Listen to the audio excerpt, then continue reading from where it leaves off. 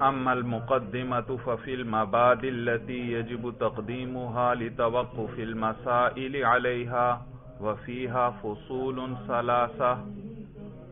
فصل: النحو علم بأصول يعرف بها أحوال أواخر الكلم الثلاث من حيث الإعراب والبناء وكيفية تركيب بعضها مع بعض، والغرض منه صيانة الذهن عن الخطأ اللفظي في كلام العرب، وموضوعه الكلمة والكلام. گزشتہ سبق میں صاحب ہدایت النحو نے آپ کو بتایا تھا کہ قافیہ جو تھی اس کی عبارت واضح نہیں تھی، اس کے اندر مثالیں ہر مسئلے کی ذکر نہیں تھیں، اور جس کی وجہ سے ابتدائی طلباء کے لیے اس کا سمجھنا مشکل تھا. تو ضرورت تھی کہ ایک ایسی کتاب لکھی جائے جو قافیہ سے پہلے طلباء کو پڑھائی جائے، جس کی عبارت واضح ہو، جس میں ہر مسئلے کے ساتھ اس کی خوب مثالیں بھی ذکر کی گئی ہوں، تاکہ طالب علم کو وہ باتیں آسانی سے سمجھ میں آ جائیں اور پھر اس کے اندر قافیہ سمجھنے کی استعداد پیدا ہو جائے بھائی. اور پھر بتلایا تھا کہ میں نے اپنی اس کتاب کو قافیہ کی ترتیب پر لکھا ہے، واضح عبارت کے ساتھ مثالیں ذکر کی ہیں، دلیلیں اور علتیں میں نے ذکر نہیں کی تاکہ کہیں ابتدائی طالب علم کا ذہن تشویش میں نہ پڑ جائے اور اسے مسائل ہی سمجھ میں نہ آئیں. اور میں نے اس کتاب کو مترتیب دیا ہے ایک مقدمے پر اور 3 اقسام پر. تو اب وہ مقدمہ آگے شروع ہو رہا ہے.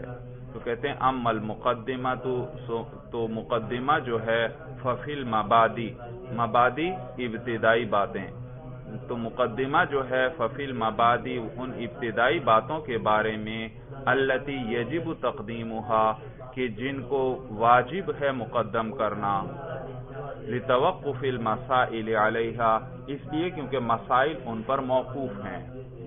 تو مقدمہ جو ہے اس میں مصنف فرما رہے ہیں کچھ میں ایسی ابتدائی باتیں ذکر کروں گا جن کو مقدم کرنا ضروری ہے، جن کو پہلے ذکر کرنا ضروری ہے، اس لیے کیونکہ آگے آنے والے مسائل ان پر موقوف ہیں. تو وہ مسائل اس پر موقوف ہوئے اور یہ مقدمہ موقوف علیہ ہوا. یہ سمجھ میں آئے گا تو مسائل سمجھ میں آئیں گے. تو وہ مسائل اس پر موقوف اور یہ مقدمہ کیا موقوف علیہ. اور موقوف علیہ کیا ہوتا ہے؟ موقوف پر مقدم ہوتا ہے. تو اسی لیے کہا مقدمہ ففی المبادئ التی یجب تقدیمها لتوقف المسائل علیہا. تو مقدمہ جو ہے ان ابتدائی باتوں کے بیان میں کہ جن کو مقدم کرنا واجب ہے بوجہ موقوف ہونے مسائل کے ان پر. وفیہا فصول ثلاثہ اور اس کے اندر 3 فصلیں ہیں بھائی. یہ مقدمے میں کچھ باتیں ذکر کریں گے، ان کو سمجھ لیں گے تو آگے مسائل کا سمجھنا آسان ہو جائے گا. تو پہلی فصل ذکر کر رہے ہیں. یاد رکھیے اس پہلی فصل کے اندر وہ علم نحو کی تعریف ذکر کریں گے، علم نحو کی غرض و غایت یعنی اس کا مقصد ذکر کریں گے کہ علم نحو سیکھنے کا مقصد کیا ہے، اور اس کے موضوع ذکر کریں گے کہ اس علم کا موضوع کیا ہے، کس چیز کے بارے میں اس علم میں بحث کی جائے گی. تو سب سے پہلے تعریف کر رہے ہیں بھائی، کہتے ہیں النحو علم باصول. علم کا معنی ہے جاننا، اصول جمع ہے اصل کی، اور اصل کہتے ہیں قانون کو اور ضابطے کو. تو النحو علم باصول، علم نحو جو ہے وہ جاننا ہے ایسے اصولوں کو یعرف بها احوال اواخر الکلم الثلاث کہ جس کے ذریعے پہچانا جائے گا 3 کلموں کے آخر کو. دوبارہ ترجمہ سنیں بھائی.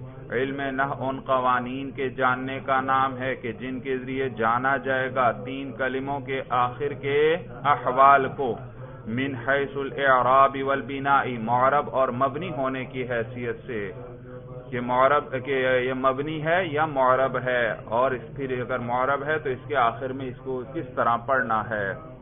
وکیفیت ترکیب بعضها مع بعض، ترکیب کا معنی ہوتا ہے جوڑنا، بعض کو بعض کے ساتھ جوڑنے کی کیفیت. کیفیت ترکیب بعضھا مع بعض، بعض کو بعض کے ساتھ جوڑنے کی کیفیت، بلکہ با محاورہ ترجمہ یوں کریں، ایک دوسرے کے ساتھ جوڑنے کی کیفیت، یعنی کلموں کو آپس میں جوڑیں گے تو کس طرح جوڑیں گے، کس طرح جوڑیں گے؟ مثلا فعل کے بعد فاعل آنا ہے، اس کے بعد کس کو لانا ہے؟ مفعول لانا ہے، اور فاعل پر کیا اعراب آئے گا؟ مفعول پر کیا اعراب آئے گا؟ اور انا کو کس پر داخل کریں گے؟ اسم پر یا فعل پر؟ یہ ہمیں بتلائیں گے۔ اور اسی طرح حروف جارہ کس پر داخل ہوں گے، اور ان مصدریہ وغیرہ یہ کس پر داخل ہوں گے، ان کو آپس میں کیسے جوڑا جائے گا بھائی، یہ ساری چیزیں اس میں ذکر کریں گے بھائی۔ تو دیکھیے دوبارہ ترجمہ سن لیں کہ علم نحو وہ جاننا ہے ایسے قوانین کو کہ جن کے ذریعے پہچانا جائے گا تین کلموں کے آخر کے احوال کو معرب اور مبنی ہونے کی حیثیت سے، اور کیا جانا جائے گا؟ کیفیت ترکیب بعضھا مع بعض، ایک دوسرے کے ساتھ جوڑنے کی کیفیت، یعنی اسم فعل حرف وغیرہ کو ایک دوسرے کے ساتھ جوڑنے کی کیفیت کو جانا جاتا ہے۔ یاد رکھیے یہ کیفیت کا عطف ہو رہا ہے احوال پر، کس پر؟ احوال۔ علم نحو وہ جاننا ہے ایسے قوانین کا، یعرف بہا کہ اس کے ذریعے جانا جاتا ہے، کس چیز کو؟ تین کلموں کے احوال کو اور ان کے جوڑنے کی کیفیت کو، اس کو جانا جاتا ہے۔ وہ کیفیت ترکیب بعضھا مع بعض، اور ایک دوسرے کے ساتھ جوڑنے کی کیفیت کو جانا جاتا ہے۔ والغرض منہ، اور غرض جو ہے منہ اس علم کے ذریعے، اس علم نحو کے ذریعے، یعنی اس کی غرض کیا ہے، اس کا مقصد کیا ہے، اس کا فائدہ کیا ہے؟ کہتے ہیں صیانت الذہن عن الخطأ اللفظی فی کلام العربی۔ صیانت کا معنی بچانا، حفاظت کرنا، کہ اس کا مقصد جو ہے اس علم کا صیانت الذہنی، وہ ذہن کو بچانا ہے، عن الخطأ اللفظی، لفظی غلطی سے، فی کلام العربی، کس کے اندر؟ عربی کلام، عرب کا جو کلام ہے، عرب کی جو زبان ہے، اس کے اندر ذہن کو لفظی غلطی سے بچانا، یہ اس علم کا مقصد ہے۔ کہ یہ علم آپ کو آتا ہوگا تو آپ کو پتا چلے گا کہ اس لفظ پر رفع پڑھنا ہے، نصب پڑھنا ہے یا جر پڑھنا ہے، تو یہ اس علم کے ذریعے پتا چلے گا۔ سوال پیدا ہوتا ہے کہ ہم تو بہت سے طلباء کو دیکھتے ہیں وہ اس علم کو پڑھ کر آئے ہوتے ہیں، لیکن وہ پھر بھی کیا کرتے ہیں؟ کلام عرب میں غلطی کرتے ہیں، انہیں پتہ نہیں چلتا کہ کہاں رفع پڑھنا ہے، کہاں نصب پڑھنا ہے اور کہاں جر پڑھنا۔ اور آپ نے تو ہمیں کیا بتلایا کہ علم جو پڑھ لے گا وہ اس کی غلطیوں سے، کلام عرب میں اس کی غلطیوں سے یہ علم حفاظت کرے گا۔ تو جواب یہ کہ بھئی وہ علم اور اس کے قوانین ذہن میں حاضر بھی ہونے چاہیے، ذہن میں حاضر ہوں گے تو وہ غلطی سے بچائیں گے۔ اگر وہ ذہن میں حاضر ہی نہیں ہے، یعنی طالب علم پڑھ کے اور ان کو بھول گیا ہے، پھر تو یہ غلطی سے حفاظت بھی نہیں کریں گے۔ بھائی بات سمجھ میں آ گئی؟ تو کہتے ہیں والغرض منہ صیانت الذہن عن الخطأ اللفظی فی کلام العربی، اور علم نحو کی غرض جو ہے وہ ذہن کو بچانا ہے لفظی غلطی سے، کس میں؟ کلام عرب میں۔ لفظی غلطی یعنی تلفظ میں غلطی ہم نہ کریں، رفع نصب جر وغیرہ کہاں پڑھنا ہے، کس طرح پڑھنا ہے۔ وَمَوْضُوعُهُ الْكَلِمَةُ وَالْكَلَامُ، اور اس علم کا موضوع کلمہ اور کلام ہے۔ اس علم نحو کا موضوع کلمہ اور کلام ہیں۔ اس پر اشکال ہوتا ہے، اعتراض ہوتا ہے کہ یہ تو صاحب ہدایت النحو نے دو موضوع ذکر کر دیے اس علم کے، حالانکہ کسی علم کا موضوع ایک چیز ہوا کرتی ہے، تو جب دو موضوع آ گئے تو اس کا تو مطلب یہ ہے کہ یہ دو علم ہیں بھائی، دو علم، حالانکہ نحو دو علم تو نہیں، نحو تو ایک ہی علم ہے۔ اعتراض سمجھ میں آیا کہ جتنے موضوع ہوں گے اتنے علموں کی تعداد بڑھتی جائے گی، اور ایک موضوع ہوگا تو ایک علم، دو موضوع ہیں تو دو علم، تین موضوع ہیں تو تین علم، تو یہاں تو دو موضوع ذکر کر دیے۔ تو جواب یہ کہ بھائی یہ کلمہ اور کلام بظاہر دو ہیں لیکن در حقیقت ایک ہی ہیں بھائی، کیونکہ وہی لفظ اکیلا ہو تو وہ کلمہ ہے، اور وہی لفظ دو یا زیادہ ہوں اور ان میں اسناد ہو تو وہی کیا ہے؟ کلام ہے، کلام ہے۔ تو یہ ایک ہی چیز ہے، کلمہ وہی مفرد ہونے کی حالت میں اور کلام وہ ترکیب کی حالت میں بھائی، کیونکہ کلام کئی کلموں سے ہی مل کر بنتا ہے بھائی، دیکھنے میں تو دو لیکن در حقیقت کیا ہیں؟ ایک ہی ہیں بھائی۔ آگے دیکھیے، فصل الکلمۃ لفظ وضع لمعنی مفرد۔ الکلمۃ لفظ وضع، سب سے پہلے تو وضع کا معنی سمجھ لو، وضع کسے کہتے ہیں؟ انہوں نے تعریف کیا کہ کلمہ ایسا لفظ ہے جس کو وضع کیا گیا ہو مفرد معنی کے لیے۔ وضع کا معنی سمجھ لیں بھائی، وضع کسے کہتے ہیں؟ یاد رکھیے، وضع کا معنی ہے مقرر کرنا۔ وضع کا کیا معنی ہے؟ مقرر کرنا۔ دیکھو، ہر زبان والوں نے ہر معنی کے لیے کوئی لفظ مقرر کیا ہوتا ہے۔ مثلا یہ جو آپ دیکھ رہے ہیں، یہ دیوار بھائی، دیوار تو یہ جو اینٹوں سے بنی ہوئی سیدھی دیوار کھڑی ہے، اس کو اردو زبان والے کیا کہتے ہیں؟ دیوار بھائی۔ اس کے لیے انہوں نے دیوار کا لفظ مقرر کیا ہوا ہے۔ اور اسی طرح وہ برتن جس میں ہم پانی پیتے ہیں اس کو گلاس کہتے ہیں، اس کے لیے کیا لفظ مقرر کیا ہے؟ گلاس۔ جیسے ہی گلاس کہا فوراً آپ کے ذہن میں وہ برتن آ گیا جس میں پانی پیا جاتا ہے۔ اور اسی طرح وہ برتن جس میں چائے پی جاتی ہے اس کا نام انہوں نے پیالی رکھا یا کپ رکھا بھائی، سمجھ؟ تو جیسے وہ لفظ بولیں وہ آپ کے ذہن میں آتا ہے، کیونکہ اس معنی کے لیے یہ لفظ مقرر کیا ہوا ہے۔ اسی طرح دیکھو،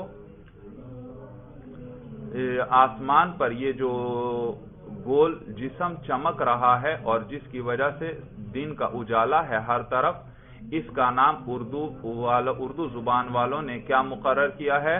سورج۔ اس کو سورج، جیسے ہی میں لفظ سورج کہتا ہوں فوراً آپ کے ذہن میں یہ گول ٹکیا، چمکدار روشن ٹکیا آ جاتی ہے بھائی۔ بات سمجھ میں آئی بھائی؟ تو یہ دیکھو، ہر زبان والوں نے ہر ذات کے لیے یا ہر معنی کے لیے کوئی ایک لفظ مقرر کیا ہوتا ہے، اور یہ مقرر کرنا کیا کہلاتا ہے؟ وضع کہلاتا ہے۔ یعنی اس زبان والوں نے اس لفظ کو اس معنی کے لیے وضع کیا ہے۔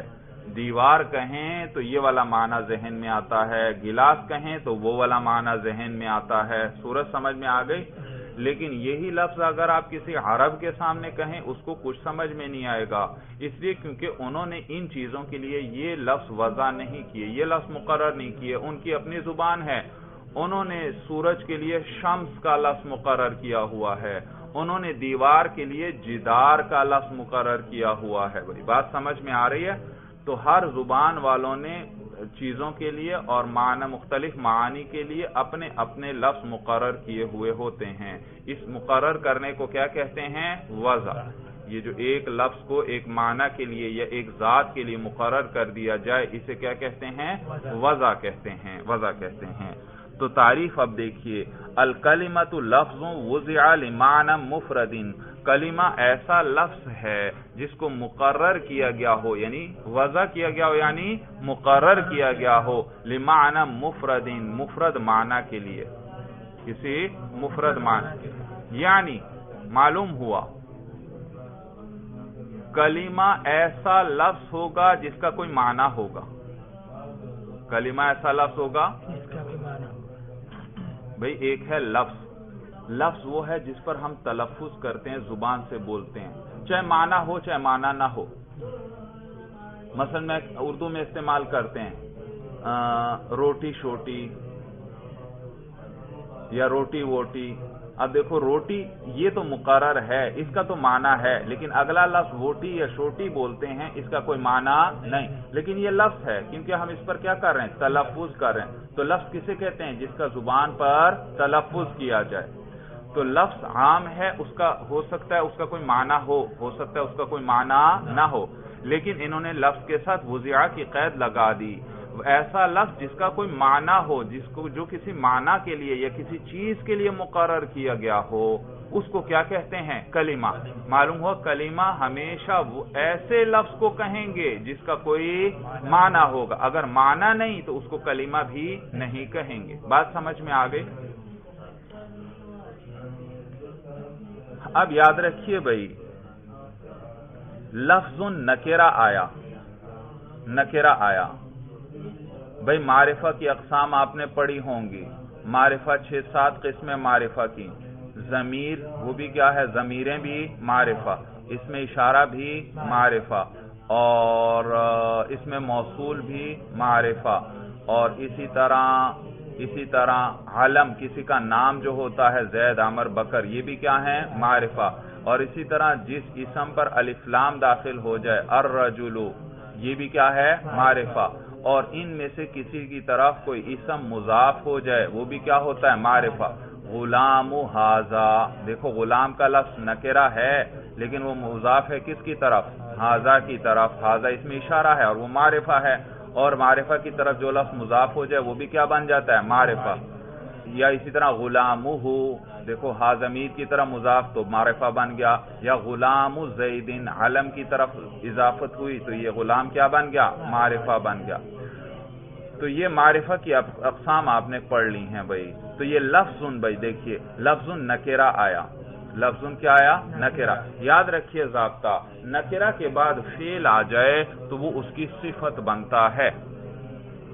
لفظ نکرہ ہے اور وضع اس کے بعد فعل آیا، تو نکرہ کے بعد فعل آئے تو وہ عموماً اس کی کیا بنتا ہے؟ صفت بنتا ہے.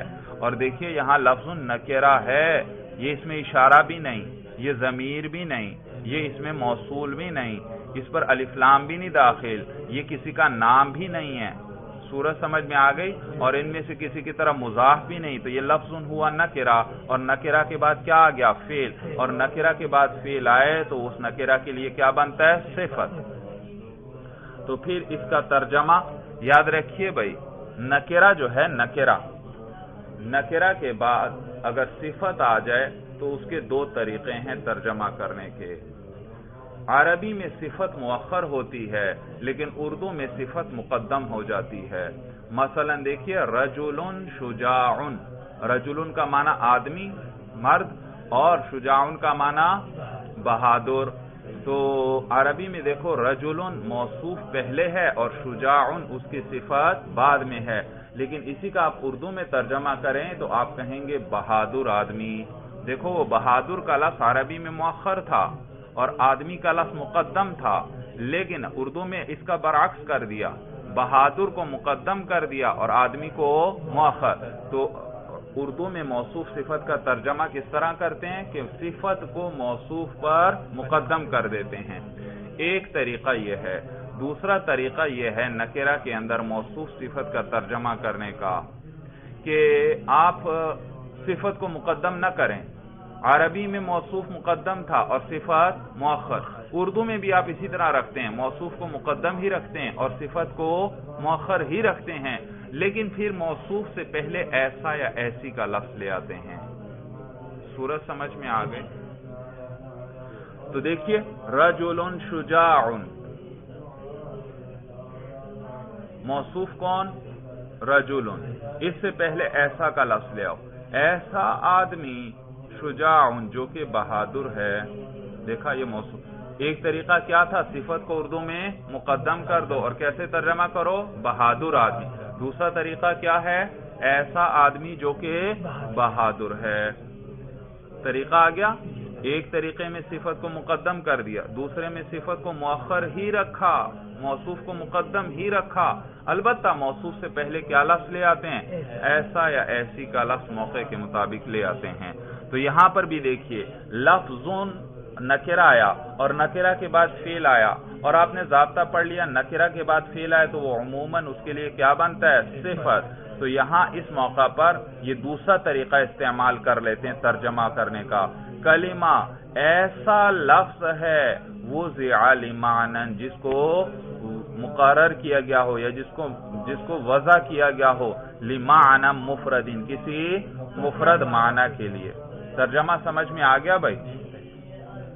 تو لفظ وہ اس کا معنی بھی ہو سکتا ہے، اس کا معنی ہو سکتا ہے اس کا معنی نہ ہو، لیکن جب آپ الکلمہ کہتے ہیں تو پھر اس کا با معنی ہونا ضروری ہے، اس کا کوئی نہ کوئی معنی ہوگا. اچھا اب ایک اور بات یاد رکھیے، یہ مفرد جو ہے مفرد، یہ معنی کی بھی صفت ہو سکتا ہے اور لفظ کی بھی صفت ہو سکتا ہے.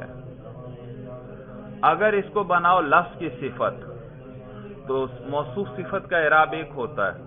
لفظ پر پیش ہے، تنوین ہے، مرفوع ہے، تو صفت بھی مرفوع آئے گی. پھر کیسے پڑھیں گے؟ مفردن. تو عبارت یوں ہوئی الکلمۃ لفظ وضع لمعنی مفرد. مفردن پڑھیں گے کیونکہ یہ صفت ہے کس کی؟ لفظ. اور لفظ مرفوع، اس پر رفع پڑھ رہے ہیں تو مفردن پر بھی رفع پڑھیں گے. اور ترجمہ کیسے کریں گے؟ دو صفتیں آ گئیں لفظ کی، ایک وضع لمعنی اور ایک مفردن. اب ہم دونوں طریقے استعمال کر لیتے ہیں. دونوں طریقے کس طرح؟ ایک صفت کو لفظ پر مقدم کر دیں گے اور ایک کے لیے ایسا کا لفظ لے آئیں گے.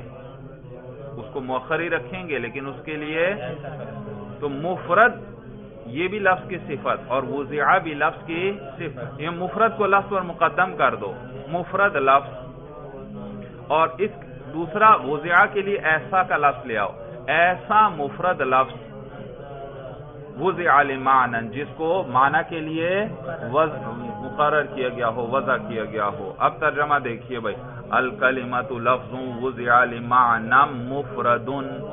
کلمہ ایسا مفرد لفظ ہے جس کو وضع کیا گیا ہو کسی معنی کے لیے، یعنی اس کا کوئی نہ کوئی معنی ہوگا. ترجمہ سمجھ میں آ گیا؟ دوسرا طریقہ، دوسری ترکیب یہ کہ اس مفرد کو معنی کی صفت بنائیں. بھائی مفرد کو معنی کی صفت بنائیں اور معنی پر لام جارہ داخل ہے تو یہ معنی مجرور ہے. یہ اس میں مقصور ہے. بھائی جاءنی موسیٰ، رأیت موسیٰ، مررت بموسیٰ، جس کا اعراب تینوں حالتوں میں کیا ہوتا ہے؟ تقدیری. اور یہ معنن کے آخر میں الف موجود تھا لیکن وہ اجتماع ساکنین سے گر گیا ہے. بھائی اجتماع ساکنین سے دیکھو لام داخل ہوا اور لام جارہ ہے اور حرف جر کیا کرتا ہے؟ اپنے بعد والے اسم کو جر دیتا ہے. تو یہ اصل میں تھا معنین، لمعنین، کیونکہ جر آئے گا نا، لمعنین تھا. اور اس کے آخر میں تنوین بھی آ رہی ہے، لمعنین، تنوین آ رہی ہے یا نہیں؟ اور تنوین یاد رکھو نون ساکن کا نام ہے. کس کا نام ہے؟ نون ساکن کا نام ہے. کس طرح نون ساکن کا نام ہے؟ دیکھو میں آپ کے سامنے ایک لفظ لکھتا ہوں، غور سے آپ نے اس کو دیکھنا ہے اور پھر اس کو پڑھنا ہے. میں نے آپ کے سامنے لکھی زا، اور پھر میں نے لکھی یا اور اس کے ساتھ دال بھی ملا دیا، زا یا دال، اور پھر اس دال کے اوپر میں نے دو پیش لگا دیے یعنی تنوین لگا دی. اب اس کو ذرا پڑھو، زیدن. بھائی یہ نون آپ آخر میں کہاں سے پڑھ رہے ہیں؟ میں نے تو صرف زا یا اور دال لکھی لیکن آپ کیا پڑھ رہے ہیں؟ زیدن. آپ نون بھی آخر میں پڑھ رہے ہیں دال کے بعد، زیدن. معلوم ہوا یہ جو نون ہے یہ کیا ہے؟ دراصل وہ تنوین ہے جو اس کے اوپر میں نے لکھی. بھائی تو معلوم ہوا تنوین کس چیز کا نام ہے؟ نون ساکن، اور یہ نون ساکن ہے آخر میں آ رہا ہے تو یہ تنوین ہے. بھائی تو لہذا یہ کیا تھا؟ لمعنین، لمعنین، اور یا کے نیچے تنوین ہے، یعنی یوں کہو یا کے بعد ایک نون ساکن ہے، یا کے بعد ایک. اور آپ نے صرف کے اندر ضابطہ پڑھا ہے کہ وہ یا متحرک ہوں، قالا میں پڑھا ہوگا، قالا کا قانون. بھائی اور اسی طرح رما میں رما، وہ یا متحرک ہو اور ما قبل والے حرف پر فتحہ ہو یعنی زبر ہو تو اس وہ اور یا کو الف سے بدلتے ہیں. جیسے قالا اصل میں قوالا تھا، وہ متحرک ہے یعنی اس پر حرکت ہے اور ما قبل میں قاف پر زبر ہے تو اس وہ کو کس سے بدل دیا؟ الف سے. کیا بن گیا؟ قالا ہوا. اسی طرح رما اصل میں کیا تھا؟ راما یا متحرک تھی یعنی اس پر حرکت تھی اور ما قبل میں میم پر زبر تھی تو اس یا کو کس سے بدل دیا؟ الف سے. تو کیا بن گیا؟ رما. تو یہاں بھی وہی قانون لگے گا، لمعنین. اب یا کے نیچے حرکت ہے یا ساکن ہے؟ لمعنین. یا کے نیچے کسرہ ہے، یا متحرک ہے اس وقت، اس پر حرکت ہے، اور اس سے ماقبل جو نون ہے اس پر کیا ہے؟ فتحہ. تو وہی قانون لگ گیا، یا متحرک ماقبل فتحہ آیا تو اس کو کس سے بدلا؟ الف سے. الف سے. اور آخر میں وہ تنوین والا نون بھی ہے تو کیا بن گیا؟ لمعنان. کیا بن گیا؟ لمعنا. ین تھا یا الف سے بدل گئی، کیا بن گیا؟ لمعنان. اور پھر الف بھی ساکن، نون بھی ساکن، تو اجتماع ساکنین علی غیر حد ہی آیا تو الف گر گیا، کیا بن گیا؟ لمعنن. تو دیکھو اس وقت یہ کیا ہے؟ لمعنن. تو الف یہاں تقدیراً ابھی بھی موجود ہے اور وہ گرا ہے صرف اجتماع ساکنین کی وجہ سے. اور جس اسم کے آخر میں الف موجود ہو اس کو کیا کہتے ہیں؟ اس میں مقصور کہتے ہیں، جس کے آخر میں الف ہو گئی اس میں مقصور. اور اس میں مقصور جیسے موسیٰ، اس کا اعراب آپ نے پڑھا ہے تینوں حالتوں میں تقدیری ہوتا ہے، جاءنی موسیٰ، رأیت موسیٰ، مررت بی موسیٰ. لہذا یہ لام جارہ ہے اور معنن اس وقت کیا ہے؟ مجرور تقدیراً ہے. تو جب یہ مجرور ہے تو جب مفرد کو اس کی صفت بنا رہے ہیں تو وہ بھی کیا ہوگا؟ مجرور. لیکن اس کے آخر میں تو الف نہیں ہے، لہذا اس پر اعراب آئے گا اور اس پر کسرہ آئے گا، لمعنم مفردن. بات سمجھ میں آ رہی ہے؟ تو لمعنم مفردن. تو اب کیسے پڑھیں گے؟ الکلمۃ لفظ وضع لمعنم مفردن. مفردن سنتے ہی آپ کو پتا چل گیا یہ مفرد کو میں نے کس کی صفت بنایا ہے؟ معنی کی. شاباش. اور اگر میں یوں پڑھوں الکلمۃ لفظ وضع لمعنم مفردن، سنتے ہی آپ کو پتا چل گیا کہ مفرد کو میں نے کس کی صفت بنایا؟ لفظ کی، کیونکہ وہ بھی مرفوع یہ بھی مرفوع. تو پہلے ہم نے صفت بنایا تھا لفظ کی اور کیا ترجمہ کیا تھا؟ کلمہ ایسا مفرد لفظ ہے جس کو وضع کیا گیا ہو کسی معنی کے لیے. اور اگر آپ مفرد کو صفت بناتے ہیں معنی کی، لمعنم مفردین، اب ترجمہ یوں ہوگا. اب مفرد کا لفظ کے سر مقدم نہیں کرنا، کیونکہ مفرد لفظ کی بات نہیں ہو رہی، مفرد معنی کی بات ہو رہی ہے، مفرد معنی کی صفت ہے. تو اب یوں کریں گے الکلمۃ لفظ، کلمہ ایسا لفظ ہے وضع لمعنی مفردن جس کو وضع کیا گیا ہو کسی مفرد معنی کے لیے، کسی ایک معنی کے لیے. بات سمجھ میں آ گئی بھائی؟ وَهِيَ مُنْحَصِرَةٌ فِي ثَلَاثَةِ أَقْسَامٍ اسم وفعل وحرف. اور ہیا ضمیر راجع ہے کلمہ کو. انحصر ینحصر کے معنی ہوتے ہیں بند ہونے کے. اور یہ جو کلمہ ہے منحصرتن یہ بند ہے فی ثلاثت اقسام، تین قسموں میں، یعنی اس کی تین ہی قسمیں ہیں، چار قسمیں نہیں، یہ تین قسموں میں بند ہے. تو کہتے ہیں وہی منحصرتن فی ثلاثت اقسام، اور یہ کلمہ جو ہے یہ بند ہے تین قسموں میں، اور وہ تین قسمیں یہ ہیں اسم ایک اسم ہے، وفعل اور فعل ہے، وحرف اور حرف ہے. تو اس کو پڑھیں گے ایسے بھائی اسم و فعل و حرف. کیوں بھائی؟ وجہ یہ کہ اسم کے آخر میں تنوین ہے، اور تنوین کس چیز کا نام؟ نون ساکن کا نام. فعل کے آخر میں بھی تنوین ہے، اور تنوین کس چیز کا نام؟ نون ساکن کا. اور اس نون ساکن کے بعد واو آ رہا ہے، اسم و فعل، تو واو آ رہا ہے. اور آپ نے صرف میں قانون پڑھا ہوگا کہ حروف یرمیلون یعنی یا، را، میم، لام، واو، نون، حروف یرمیلون یا، را، میم، لام، واو، نون، ان حروف سے پہلے اگر نون ساکن آ جائے تو اس نون کو بھی اسی حرف کی جنس سے بدل کر اس میں ادغام کر دیا جاتا ہے. تو یہاں بھی کیا آیا؟ اسم، آخر میں کیا آیا؟ نون ساکن، اور اس کے بعد کیا آیا؟ واو. اور واو حروف یرمیلون میں سے ہے. دیکھو یرمیلون اس میں واو آ رہا ہے یا نہیں؟ تو اس واو سے پہلے کیا آیا؟ نون ساکن. اور ضابطہ کیا پڑا کہ جب ان حروف سے پہلے نون ساکن آئے تو نون کو بھی اسی حرف میں بدل کر اس میں ادغام کریں گے. تو اس نون کو بھی واو کر کے واو میں ادغام کر دیا. جو حرف آ رہا ہوگا اسی کی طرح اس کو بدل دیں گے نون کو. تو اس نون کو کے بعد کیا تھا؟ واو. تو اس نون کو بھی کس سے بدلا؟ واو سے. اور پھر دو واو آ گئے تو دونوں کا آپس میں کیا کر دیا؟ ادغام. تو کیسے پڑھیں گے؟ اسم و فعلون، اسم و فعلون و حرفن. طریقہ سمجھ میں آ گیا؟ فعلون کے بعد بھی اسی طرح نون کو واو کر کے واو میں ادغام کیا گیا. تو کہتے ہیں یہ کلمہ جو ہے بند ہے فی ثلاثت اقسام، تین اقسام میں، اسم و فعل و حرف، اسم اور فعل اور حرف. آگے وجہ حصر ذکر کر رہے ہیں بھائی. وجہ حصر وجہ حسر یعنی یہ جو کلمہ کی 3 ہی قسمیں کیوں بنائی گئیں، 4 قسمیں کیوں نہیں بنائیں، 5 قسمیں کیوں نہیں بنائیں، تو اس کی وجہ ذکر کرنے لگے ہیں۔ حسر کا معنی بند کرنا، تو اس کو 3 ہی قسموں میں کیوں بند کیا، یعنی 3 ہی قسمیں کیوں بنائیں، اس کی وجہ ذکر کریں گے، اور اس کو کیا کہتے ہیں؟ وجہ حسر، وجہ حسر کہتے ہیں کہ ان 3 قسم، اس کی 3 ہی قسمیں کیوں ہے۔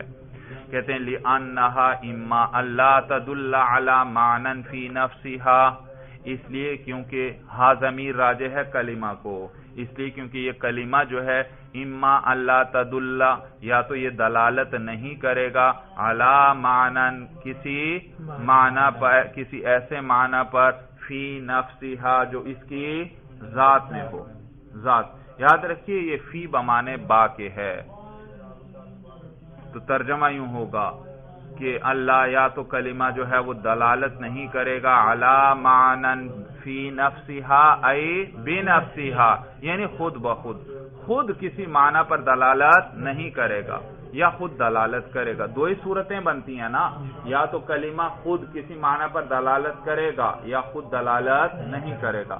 اگر خود دلالت نہیں کرتا تو وہ حرف ہے، حرف ہے، حرف خود اکیلا کسی معنی پر دلالت نہیں کرتا جب تک اس کے ساتھ کوئی اور کلمہ نہ ملایا جائے۔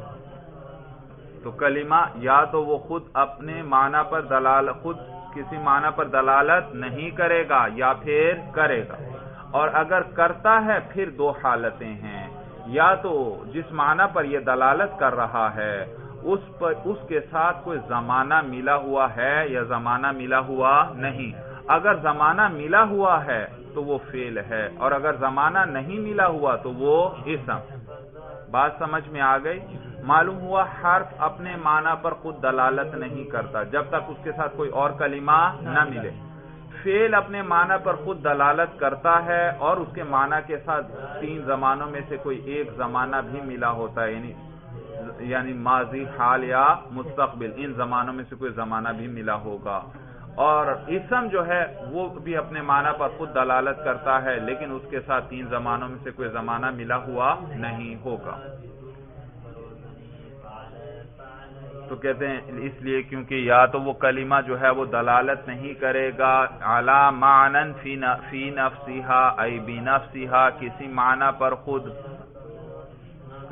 پر خود دلالت نہیں۔ یاد رکھیے حرف اپنے معنی پر خود دلالت نہیں کر سکتا اکیلا۔ بھائی مثال سے بات آپ کو سمجھ میں آئے گی۔ بھائی میں ایک لفظ آپ کے سامنے بولنے لگا ہوں، دیکھیے آپ کو اس کا معنی سمجھ میں آتا ہے یا نہیں؟ ابتداء، ابتداء کا کیا معنی ہے؟ شروع کرنا۔ دیکھو آپ کو اس کا ابتداء لفظ بولتے ہی آپ کو اس کا معنی سمجھ میں آ گیا۔ تو ابتداء کا معنی بھی شروع کر۔ اسی طرح مین جو ہے، مین حرف ہے، اس کا معنی بھی شروع کرنا ہے، لیکن میں آپ کے سامنے کہوں مین، آپ کو کوئی شروع کرنا سمجھ میں آیا؟ نہیں، کیونکہ یہ حرف اکیلا اپنے معنی پر خود بخود دلالت نہیں کرتا۔ ہاں اس کے ساتھ 1-2 کلمے اور جوڑ دیں، اب شروع کرنے کا معنی سمجھ میں آئے گا۔ مثلا میں کہتا ہوں سرت من الدار الى المسجد، میں گھر سے مسجد تک گیا، مسجد کی طرف گیا۔ تو سرت من الدار، میں چلا، کہاں سے چلا؟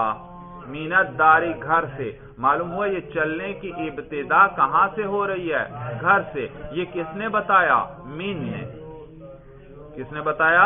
من نے بتایا۔ تو دیکھو من نے بھی ابتدا والا معنی ادا کیا، اور لفظ ابتدا بھی یہی ابتدا والا معنی ادا کرتا ہے، لیکن ابتدا کا لفظ وہ خود بخود اپنے معنی پر دلالت کرتا ہے، وہاں کسی اور کلمے کو ساتھ جوڑنے کی ضرورت نہیں، لیکن من کے اندر لفظ کو جوڑنے کی ضرورت ہے کہ کہاں سے آغاز ہو رہا ہے۔ تو من کے بعد الدار آیا، معلوم ہوا کہ آغاز ابتدا کہاں سے ہو رہی ہے؟ دار سے۔ اور کس چیز کی ابتدا ہو رہی ہے؟ اس کے لیے ما قبل میں سرت آ گیا کہ میں چلا، یعنی چلنے کی ابتدا ہو رہی ہے۔ تو من بھی ابتدا کا معنی ادا کرتا ہے اور لفظ ابتدا بھی، لیکن لفظ ابتدا اپنے ساتھ کسی دوسرے کلموں کو جوڑنے کا محتاج نہیں، یہ معنی ادا کرنے کے لیے وہ خود بخود کیا کر دیتا ہے، اس معنی کو ادا کر دیتا ہے اور اس پر دلالت کر دیتا ہے اور وہ سمجھ میں آ جاتا ہے۔ اور مین بھی ابتدا کا معنی ادا کرتا ہے، ابتدا کے معنی کے لیے آتا ہے، لیکن اس سے مین سے ابتدا کا معنی سمجھ میں نہیں آتا جب تک اس کے ساتھ اور کلمے کو نہ جوڑا جائے۔ بھائی یہ معنی ہے لِأَنَّهَا، تو معلوم ہوا بھائی حرف خود اپنے معنی پر دلالت کرتا ہے کہ نہیں کرتا؟ خود نہیں کرتا، بلکہ کس کا محتاج ہے کہ اس کے ساتھ کسی دوسرے کلمے کو جوڑا جائے، اور اسم اور فعل کسی دوسرے کلمے کے جوڑنے کے محتاج نہیں۔ یہ معنی ہے لِأَنَّهَا إِمَّا أَلَّا تَدُلَّ عَلَى مَعْنًى فِي نَفْسِهَا، اس لیے کیونکہ وہ کلمہ یا تو وہ دلالت نہیں کرے گا کسی معنی پر خود بخود، اور وَهُوَ الْحَرْفُ، اور وہ کون ہے؟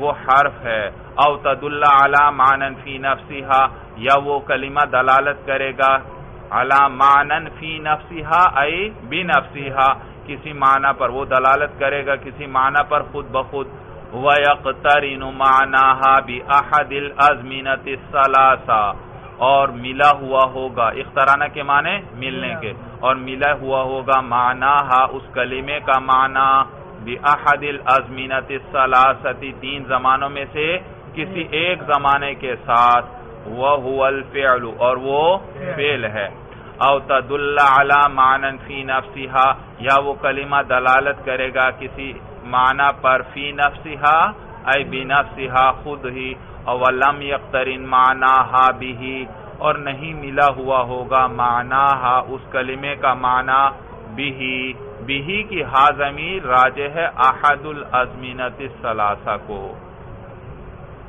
نہیں ملا معناها اس کلمے کا معنی، نہیں ملا ہوگا اس کلمے کا معنی بِهِ ای بِأَحَدِ الازمنۃ الثلاث تین زمانوں میں سے کسی زمانے کے ساتھ، اگر تین زمانوں میں سے کسی زمانے کے ساتھ اس کلمے کا معنی ملا ہوا ہو تو وہ فعل، اور اگر اپنے معنی پر خود دلالت تو کر رہا ہے لیکن تین زمانوں میں سے کسی معنی کے ساتھ وہ زمانہ ملا ہوا نہیں ہے تو وہ کیا ہے؟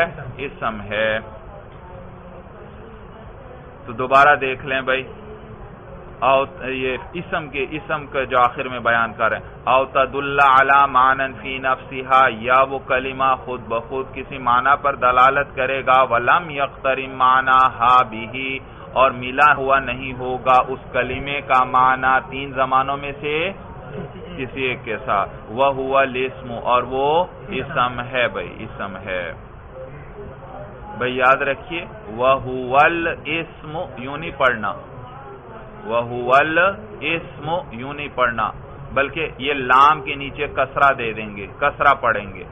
الف لام کا حمزہ بھی وصلی، وہ بھی گر جائے گا درمیان عبارت میں، آپ نے پڑھا ہوگا سنا ہوگا کہ حمزہ وصل جو ہوتا ہے وہ درمیان عبارت میں گر جاتا ہے، درمیان عبارت میں گر جاتا ہے، اور تو الف لام کا حمزہ وصلی وہ گر گیا، اور آگے اسم کا حمزہ بھی وصلی ہے وہ بھی گر گیا، تو اب لام رہ گیا، اور لام تو ساکن ہے، ال تھا نا، حمزہ شروع کا گر گیا تو لام کیا رہ گیا؟ میں پڑھتا ہوں القلم، القلم، دیکھو شروع میں حمزہ پر تو کیا ہے؟ زبر، اور لام کیا ہے؟ ساکن، تو یہ لام کیا ہوتا ہے؟ ساکن، تو یہاں بھی اسی طرح ہے، حمزہ تو گر گیا اور لام کیا ہے؟ ساکن، اور آگے اسم کا حمزہ بھی گر گیا، اور آگے سین بھی ساکن، لام بھی ساکن اور سین بھی ساکن، اور دونوں حمزہ گر گئے ہیں تو دو ساکن اکٹھے ہو گئے، تو یاد رکھیے اس صورت میں پھر پہلے حرف کو حرکت دیتے ہیں، اور ضابطہ ہے الساکن اذا حرک بالکسر، کہ ساکن کو جب حرکت دی جاتی ہے تو وہ اس کو کسرہ والی حرکت دیتے ہیں۔ بھائی تو لام کو کون سی حرکت دے دیں گے؟ کسرہ والی، تو کیسے پڑھیں گے؟ لسم، اور سارا کیسے پڑھیں گے؟ وَهُوَ الْاسْمُ، سمجھ میں آیا طریقہ بھائی؟ تو کہتے ہیں وَهُوَ الْاسْمُ اور وہ اسم ہے۔ تو اب دیکھیے بھائی وجہ حسر انہوں نے ذکر کر دی، وجہ حسر کیا ذکر کی؟ کہ کلمہ یا تو اپنے معنی پر خود بخود دلالت کرے گا یا دلالت نہیں، اگر خود بخود دلالت نہیں کرتا وہ حرف ہے، اور اگر خود دلالت کرتا ہے تو پھر اس کے ساتھ 3 زمانوں میں سے کوئی زمانہ ملا ہوا ہوگا یا ملا ہوا نہیں. اگر ملا ہوا ہے تو وہ فعل ہے، اور اگر ملا ہوا نہیں تو وہ اسم ہے. تو یہ وجہ حصر ذکر کر دی، اور اسی سے آپ کو تینوں کی تعریف بھی سمجھ میں آ گئی. حرف کا پتہ چل گیا کہ وہ خود اپنے معنی پر دلالت نہیں کرتا. فعل کا پتہ چل گیا وہ خود اپنے معنی پر دلالت کرتا ہے اور 3 زمانوں میں سے کوئی زمانہ بھی اس کے ساتھ ملا ہوا ہوتا ہے. اور اسم کی بھی تعریف سمجھ میں آ گئی کہ وہ اپنے معنی پر خود دلالت کرتا ہے اور 3 زمانوں میں سے کوئی ایک زمانہ اس کے ساتھ ملا ہوا نہیں ہوتا. تعریف سمجھ میں آ گئی. اب وہی بیان کرنے لگے ہیں. تو کہتے ہیں فحد الاسمی، تو اس حد کہتے ہیں تعریف کو. کسے کہتے ہیں؟ جامع مانع تعریف. بھائی اچھا، بس آپ آسان لفظوں میں یاد رکھیے، حد تعریف کو کہتے ہیں. فحد کیسے پڑھیں گے؟ فحد الاسمی یوں نہیں پڑھنا، بلکہ یوں پڑھیں فحد الاسمی. فحد الاسمی دیکھیں تیز پڑھیں گے کسی کو بھی پتہ نہیں چلے گا. وہ سمجھ رہے شاید آپ فحد الاسم پڑھ رہے ہیں، حالانکہ آپ کیا پڑھ رہے ہیں؟ فحد الاسم. تو کہتے ہیں فحد الاسم، تو اسم کی تعریف جو ہے وہ یہ ہے کلمۃ تدل علی معنی فی نفسها غیر مقترن باحد الازمنۃ الثلاثہ عن الماضی والحال والاستقبال. دیکھو کلمۃ نکرہ آیا اور نکرہ کے بعد تدل فعل آیا، اور میں نے ابھی ضابطہ بتایا نکرہ کے بعد فعل آئے تو وہ عموماً اس کے لیے کیا بنتا ہے؟ صفت. اور پھر کیا کرتے ہیں ایسے موقع پر؟ ترجمہ کس طرح کرتے ہیں؟ ایسا موصوف سے پہلے ایسا یا ایسی. تو کہتے ہیں فحد الاسم، اسم کی تعریف جو ہے وہ یہ کلمۃ تدل، وہ ایسا کلمہ ہے، اسم ایسا کلمہ ہے، تدل علی معنی فی نفسها، جو دلالت کرتا ہے ایک معنی پر خود ہی، غیر مقترن باحد الازمنۃ الثلاثہ، ملا ہوا نہیں ہوتا 3 زمانوں میں سے. ہاں، وہ معنی 3 زمانوں میں سے کسی زمانے کے ساتھ ملا ہوا نہیں ہوتا. غیر مجرور پڑھا، غیر را کے نیچے کیا پڑھ رہے ہیں؟ کسرہ. معلوم ہوا یہ معنی کی صفت ہے، کیونکہ معنی پر علا جارہ داخل ہے، اور علا کیا کرتا ہے؟ جر دیتا ہے. تو معنی کیا ہوا؟ مجرور. مجرور ہے تو سوال پیدا ہو اس پہ جر کیوں نہیں آیا؟ جواب یہ کہ اس پہ جر، اس کا جر تقدیری ہے کہ یہ، کیونکہ یہ کیا ہے؟ اس میں مقصور ہے، اور اس کا اعراب تینوں حالتوں میں تقدیری آتا ہے. دوبارہ آپ ترجمہ سنو. اب معنی موصوف ہے اور غیر مقترنین کیا ہے؟ اس کی صفت. اور موصوف سے پہلے کیا لفظ لے کر آتے ہیں؟ ایسا. تو یہاں بھی ایسا لائیں گے، اور کلمہ سے پہلے بھی ایسا کا لفظ لائیں گے، کیونکہ اس کے آگے بھی تدل اس کی صفت ہے. تو دیکھیے فحد الاسم، تو اسم کی تعریف جو ہے کلمۃ ایسا کلمہ تدل علی معنی، جو دلالت کرتا ہے خود ہی ایسے معنی پر، غیر مقترن باحد الازمنۃ الثلاثہ، جو ملا ہوا نہیں ہوتا 3 زمانوں میں سے کسی ایک زمانے کے ساتھ. بھائی وہ 3 زمانے کون سے ہیں؟ کہتے ہیں اعن الماضی والحال والاستقبال، یعنی کہ ماضی، حال اور استقبال. اعنی کبھی یعنی کہہ دیتے ہیں اور کبھی اعنی. اعنی اصل میں متکلم کا صیغہ ہے. اعنی میری مراد یہ ہے، 3 زمانوں سے میری مراد ماضی، حال اور استقبال ہے. تو اعنی متکلم کا صیغہ، اس کے اندر انا ضمیر فاعل کی ہے، اور آگے الماضیہ والحال والاستقبال یہ اس کے لیے مفعول بن رہے ہیں، اور مفعول کیا ہوتا ہے؟ منصوب ہوتا ہے. ترجمہ سمجھ میں آ گیا بھائی؟ کَرَجُلٍ وَعِلْمٍ، جیسے کہ رجل اور علم. 2 مثالیں ذکر کر دیں اسم کی. دیکھو رجل بولتے ہی آپ کو معنی سمجھ میں آ گیا، اور زمانہ ساتھ کوئی نہیں ملا ہوا، تو یہ کیا ہے؟ اسم. اسی طرح علم کسے کہتے ہیں؟ آپ کو سنتے ہی معنی سمجھ میں آ گیا اور زمانہ کوئی نہیں ساتھ ملا ہوا، تو یہ بھی کیا ہے؟ اسم.